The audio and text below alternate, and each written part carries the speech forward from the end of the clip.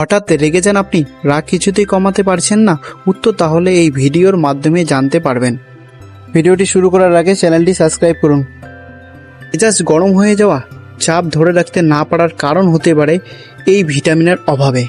মস্তিষ্কের কোষের সঠিক বিকাশের জন্য ভিটামিন ডি খুবই গুরুত্বপূর্ণ। রোদ থেকে ভিটামিন ডি3 পাওয়া যায় ঠিকই, তবে যারা রোদে বেশি যেতে পারেন না তারা ভিটামিন সমৃদ্ধ খাবার খান।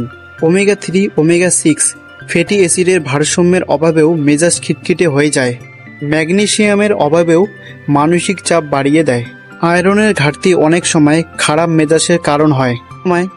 আমাদের শরীরে ভিটামিন ও মিনারেলের ঘাটতি মেটাতে সাপ্লিমেন্ট খাওয়া হয়, তবে কখনো নিজের ইচ্ছামতো ভিটামিন ও মিনারেল খাওয়া উচিত নয়। যে কোনো মেডিসিন শুরু করার আগে অবশ্যই ডাক্তারের পরামর্শ নেবেন।